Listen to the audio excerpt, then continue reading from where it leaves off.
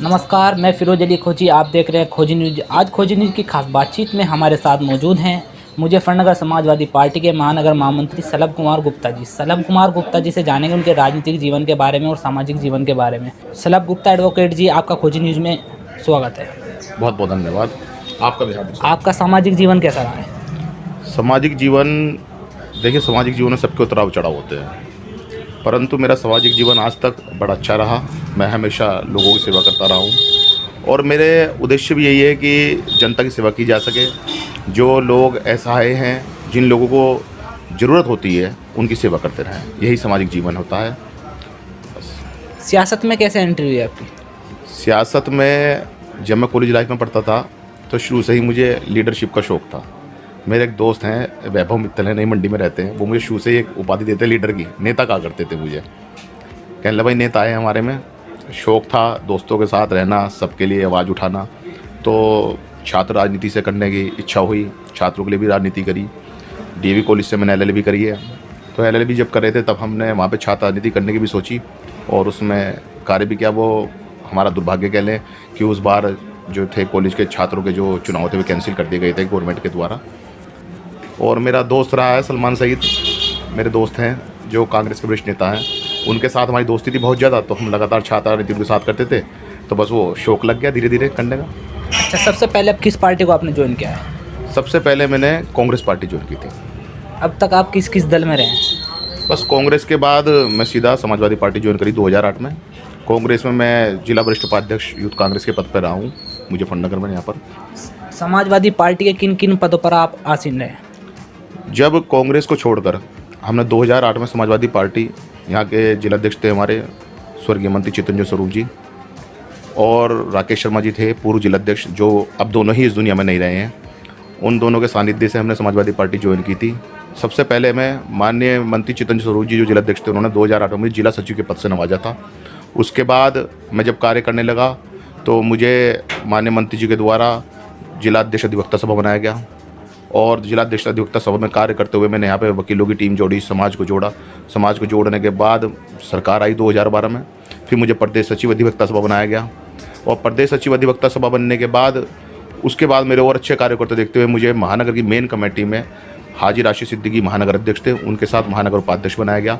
और अब माननीय अखिलेश यादव जी ने, हमारे राष्ट्रीय अध्यक्ष जी ने विश्वास जताते हुए मुझे यहाँ पर महानगर महामंत्री के पद से नवाजा है। समाजवादी पार्टी में आप किसको आदर्श मानते हैं?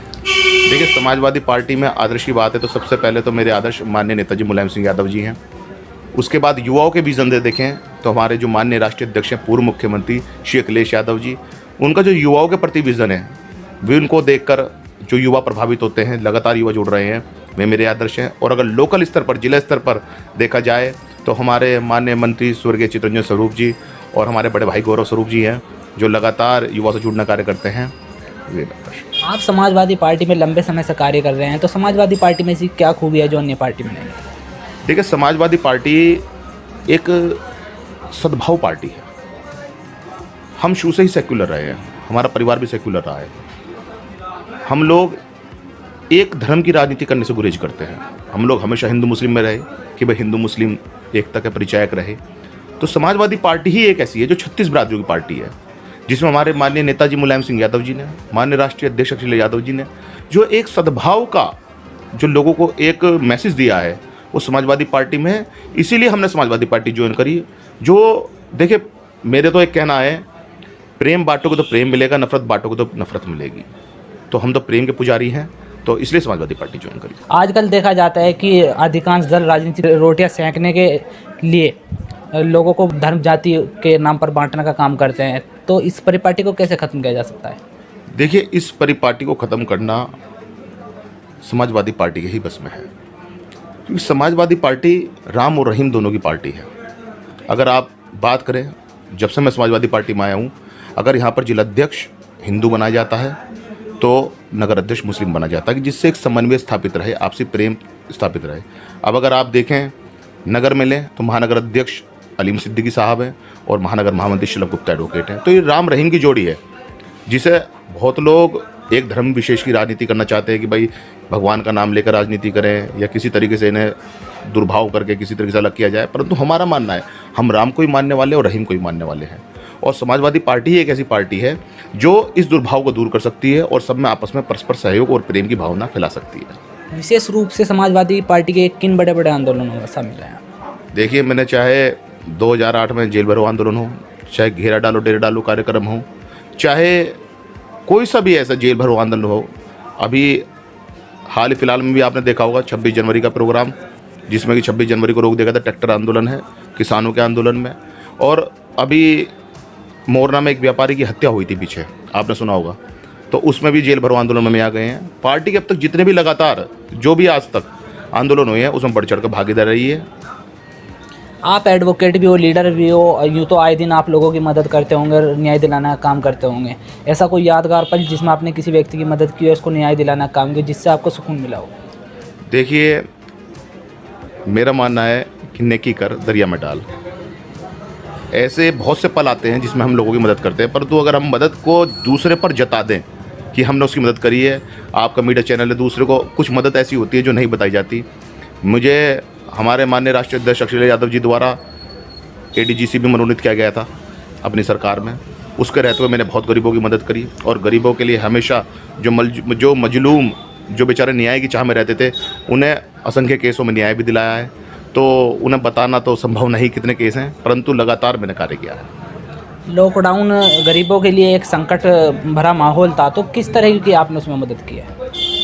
लॉकडाउन खाली गरीबों के लिए नहीं, सबके लिए ही एक संकट का समय था, परंतु हमने फिर भी जिस प्रकार से किसी की सेवा हो सकती थी कि भाई किसी को राशन पहुंचाना है, किसी को अगर दवाई पहुंचानी है, जो हर संभव प्रयास रहा, जैसे कि हमारे पार्टी के द्वारा चलाया भी गया था कि सबको राशन की सामग्री पहुंचाई जाए, तो उसमें हमने हिंदू और मुस्लिम दोनों समाज में अपने माननीय जिलाध्यक्ष जी के संज्ञान से, अपने गौरव स्वरूप जी और जो हमारे बड़े नेता हैं तमाम, उन सबके सहयोग से सबके बीच राशन सामग्री पहुंचाने का कार्य किया। और जो मजदूर भाई जा नहीं सकते थे उन्हें भी गंतव्य तक पहुंचाने का कार्य किया। आप काफ़ी समय से राजनीति कर रहे हैं, कभी आप चुनाव लड़े? देखिए जी, चुनाव तो मैंने अभी नहीं लड़ा, परंतु मैं आगे इच्छा है लड़ूंगा चुनाव कोई ना कोई तो ज़रूर, अगर पार्टी मौका देगी। कहाँ से लड़ने की इच्छा है आपकी? देखिए, शहर से चेयरमैन ही लड़ने की इच्छा है मेरी। तो किन मुद्दों को लेकर आप चुनाव लड़ेंगे? विकास के मुद्दे, शिक्षा के मुद्दे, यही मुद्दे हैं। विकास के क्षेत्र में फिर भी किस तरह का आप, जो आपको शहर में कमी लग रही हो, किस तरह के मुद्दों को लेकर आप करें? देखिए, आज अगर आप देखें तो सफाई व्यवस्था को ले लें, चाहे सड़कों की जर्जर व्यवस्था देख लें, लाइट की व्यवस्था देख लें, शिक्षा पर भी अगर आप लगाएं तो शिक्षा भी अभी गरीबों को नहीं आसानी से मिल पाती। जो पैसा खर्च कर सकता है वो शिक्षा प्राप्त कर सकता है।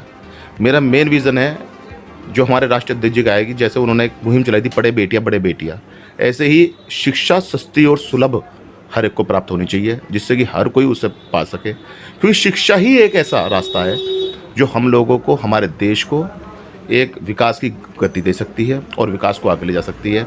इसके अलावा रोजगारों पर जो रोजगार है, युवाओं को रोजगार मिले।